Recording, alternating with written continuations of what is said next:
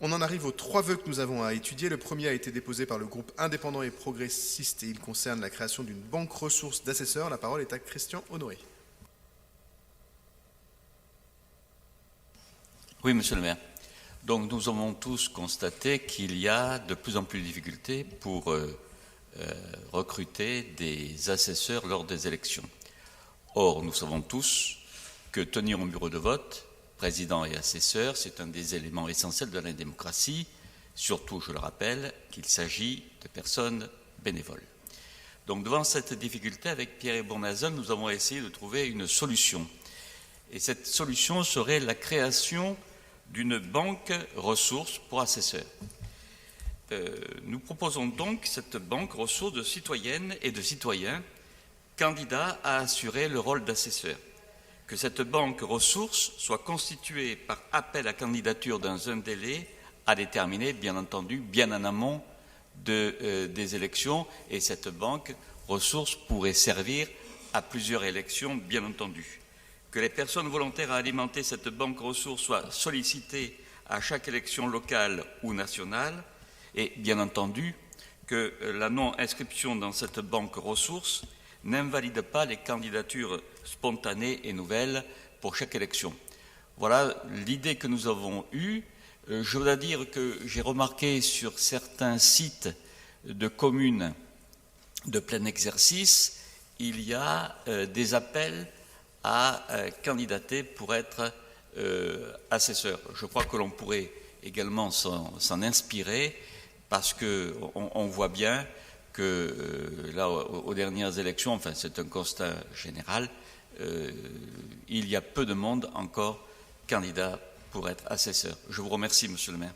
Merci beaucoup pour cette proposition. Je vais laisser Sarah Proust vous donner quelques éléments de réponse et une proposition de vote. Je voulais du coup profiter de l'occasion qui me donnait, d'ailleurs j'aurais dû le faire en début de conseil d'arrondissement pour saluer et remercier les présidentes et les présidents de bureaux de vote qui sont dans le 18e tous des bénévoles, comme le sont les assesseurs nommés par les partis ou volontaires comme vous l'avez évoqué. Je veux saluer les élus qui ont présidé des bureaux de vote, vous dire que nous avons le plus fort taux parisien d'élus présidents des bureaux de vote, ce qui est une forme de fierté, ce qui veut dire que les élus du 18e sont comparativement un peu plus mobilisés que les autres pour veiller au bon déroulement du scrutin, mais saluer aussi l'ensemble des présidentes et présidents qui acceptent cette fonction, souvent des responsables associatifs ou des personnalités connues dans l'arrondissement pour leur rigueur et leur capacité à présider.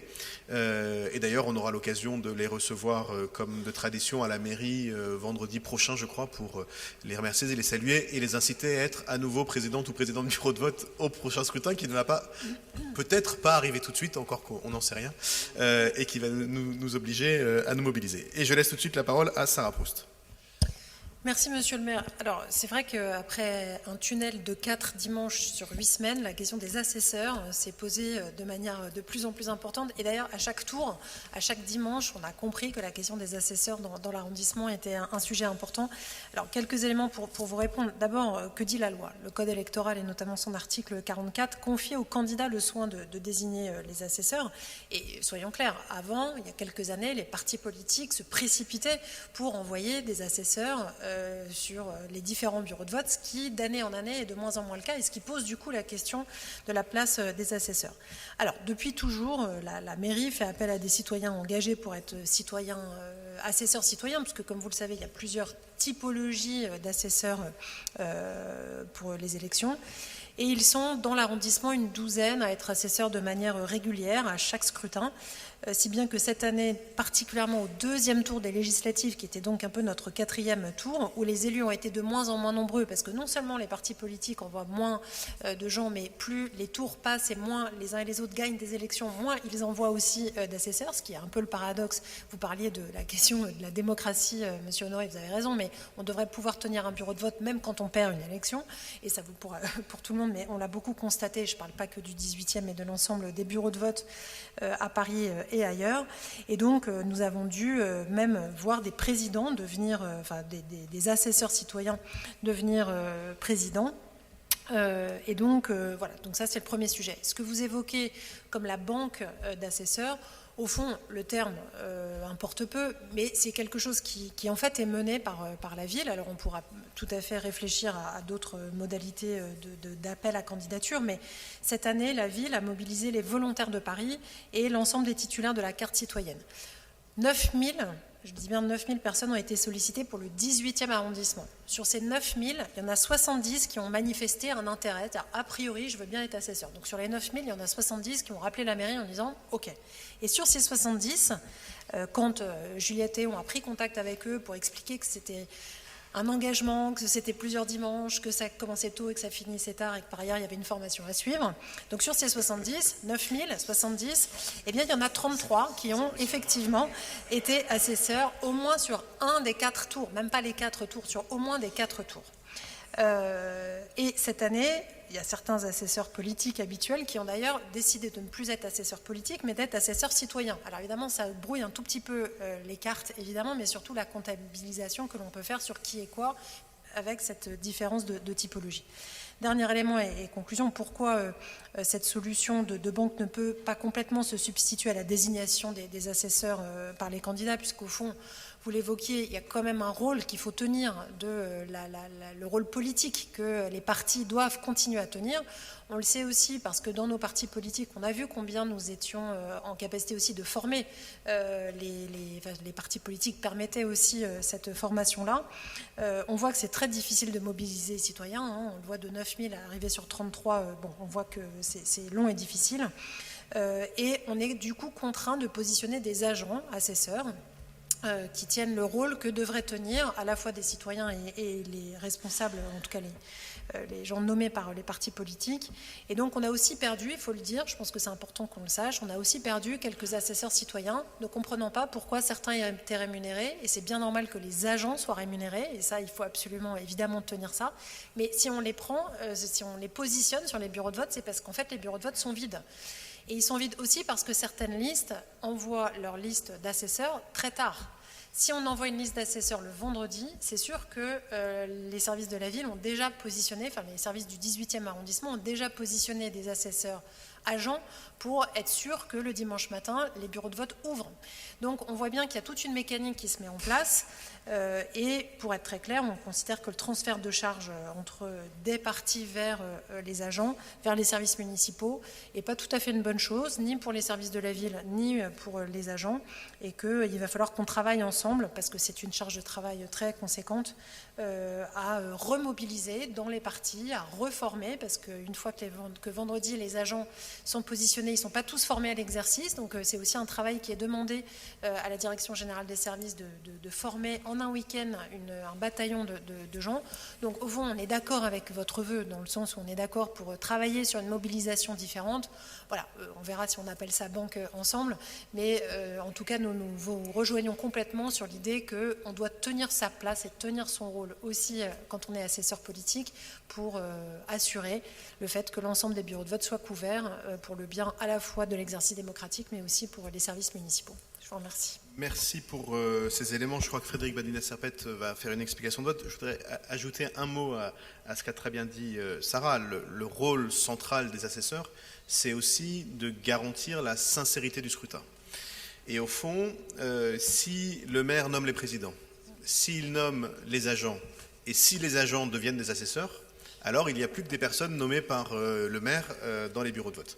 Ce qui pourrait me convenir éventuellement, mais ce qui ne correspond pas totalement à la garantie de sincérité du scrutin qu'on attend. Et on a vu, y compris dans de grandes démocraties anciennes, d'abord, on a vu la résilience de notre système d'élection, puisque personne ne conteste le résultat de nos élections. Ce n'est pas le cas dans une grande démocratie de l'autre côté de l'Atlantique qui vote beaucoup en électronique. Nous, on a un mode d'élection, un mode de vote qui est extrêmement ancien, qui est très lourd à monter, mais enfin qui nous garantit que personne ne conteste réellement, sauf dans tel bureau ou dans tel bureau, les résultats. Mais nous, on est capable d'assurer aux Françaises et aux Français le fait que leur voix sera effectivement compter et bien compter, et on n'est pas soumis aux aléas politiques. Aucun parti politique n'imaginerait venir contester le déroulement physique et concret de nos élections.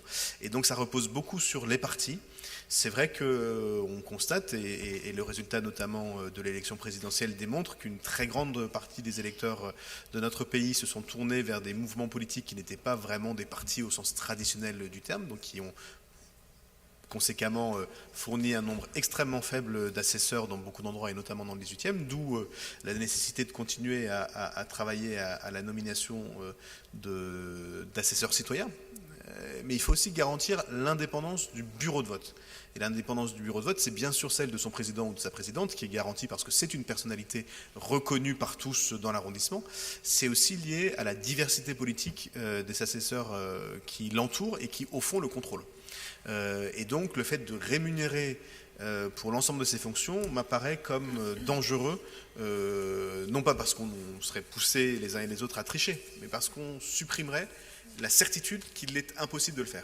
Et donc, je crois qu'il revient vraiment aux partis politiques de se mobiliser pour que dans 2 ans maintenant, on se retrouve avec moins cette difficulté. Au fond, si on veut être sûr du résultat de tel ou tel bureau, il faut être dedans du matin au soir pour s'assurer que personne ne triche. Frédéric Badina-Serpette. Ouais, merci Monsieur le maire. Merci pour ce vœu qui est utile parce que ça nous permet de remettre le sujet sur la table, même si on a commencé à le faire comme Sarah l'expliquait. Néanmoins, le fait est grave, c'est-à-dire qu'aujourd'hui on a quand même, nous, partis politiques, encore beaucoup de mal à mobiliser pour tenir les bureaux de vote, et il ne faudrait pas qu'on considère que c'est plus facile d'aller chercher des assesseurs citoyens pour pallier le fait que nous n'arrivions nous-mêmes pas à mobiliser les bonnes ressources pour tenir ces bureaux de vote, et le maire l'a rappelé, tenir ces bureaux de vote en toute impartialité et veiller à ce qu'on puisse faire en sorte que les opérations de vote se déroulent le mieux possible. Donc gardons quand même à l'esprit le sérieux de la mission et rappelons-nous à quel point il faut absolument que pour le prochain scrutin, on arrive à inverser la tendance, non seulement pour éviter qu'il y ait des assesseurs rémunérés, évidemment, mais aussi parce que pour les services, faire remonter les noms tardivement, et on en sait quelque chose avec Juliette, à quel point sur les derniers jours, c'est toujours extrêmement compliqué de couvrir ces bureaux de vote. Il faut vraiment que tous ensemble, tous nos partis politiques, on arrive à faire le job. La crise de l'engagement, elle est là, mais je pense que si on veut résoudre une partie de la crise d'engagement, c'est peut-être aussi en expliquant à nos militants que revenir à la démocratie, c'est peut-être aussi tenir les bureaux de vote et voir comment ça se passe de tenir ces bureaux et de venir organiser et faire en sorte que le vote se déroule correctement, le lien avec les habitantes et les habitants, et faire en sorte aussi au final que le dépouillement se passe comme il faut. Donc les écologistes, on votera bien entendu votre vœu, mais même si voilà, on considère quand même aujourd'hui que cette mission, elle est d'abord et en premier lieu dévolue à nos partis politiques, et qu'il faut peut-être qu'on arrive à se remettre un petit peu en question sur ça. Je vous remercie. Merci. S'il n'y a pas d'autres explications de vote, je vais mettre aux voix ce vœu. Qui est pour, qui est contre, qui s'abstient. Il est adopté.